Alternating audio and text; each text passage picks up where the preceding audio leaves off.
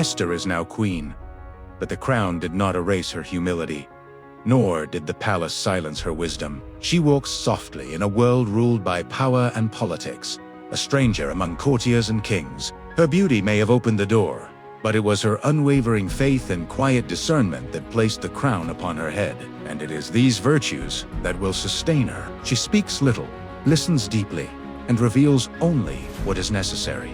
She has not forgotten where she came from, nor the man who raised her. Mordecai's counsel still echoes in her heart, guiding her steps in a place where every word can shift. The sun dipped low over the city of Susa, casting long shadows across the palace walls and bathing the king's gate in a golden haze. Mordecai sat quietly beneath the archway, his robes modest, his posture dignified. Though he held no title, his presence at the gate was deliberate, earned through years of quiet service and unwavering loyalty. The gate was no mere entrance. It was the pulse of the kingdom, where royal decrees met the voices of the people, where judgment was passed and secrets exchanged. Mordecai came often, not out of habit, but out of purpose. He came to watch over Esther, but not only that, he came also as a quiet advocate for his people. Mordecai was a man of detail. He watched who passed through the gate, what was said, and what was left unsaid. That evening, as the air cooled and the shadows deepened, Mordecai sat with a scroll in his lap, feigning study. But his attention was drawn to two royal guards, Bigthana and Teresh, standing just beyond the archway.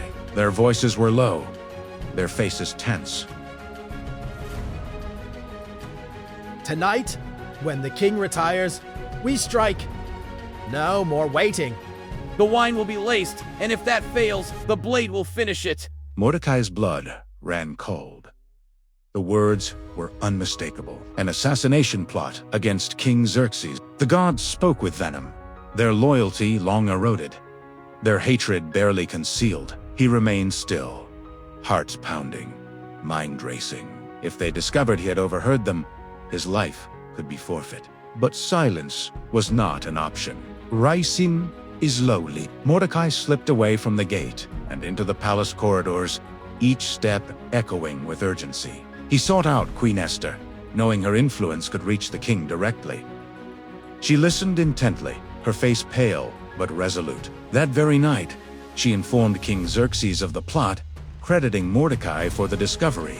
The king ordered an immediate investigation. Bigthana and Teresh were seized, interrogated, and found guilty. Their execution was swift, and the event was recorded in the royal chronicles along with Mordecai's name. The next morning, Mordecai returned to the gate, as he always did, but now the guards nodded to him with newfound respect. The man who had once sat quietly in the shadows had saved the king's life.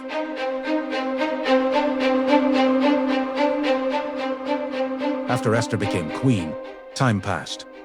Days turned into years. Mordecai remained at his post by the king's gate, faithful and watchful. The King Xerxes elevated a man named Haman to a position of great power. The king promoted him above all the other nobles and issued a command: everyone must bow before Haman.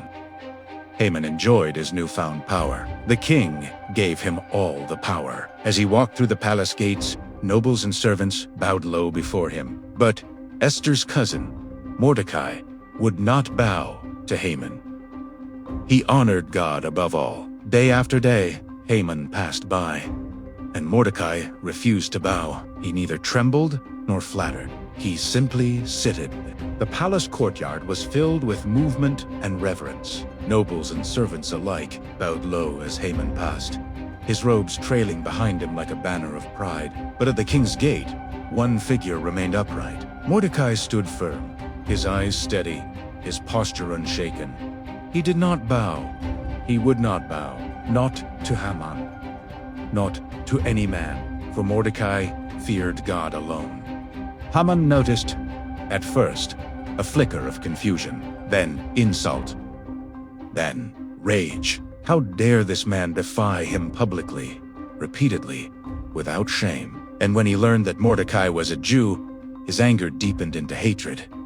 This was no longer about one man. It was about a people who would not bend. and Haman vowed to crush them all.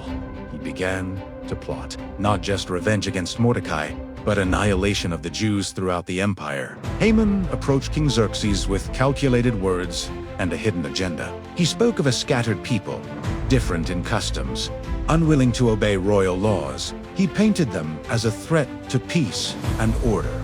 The king, trusting Haman's judgment, gave him his signet ring, the symbol of royal authority. With the king's ring, Haman sealed a decree.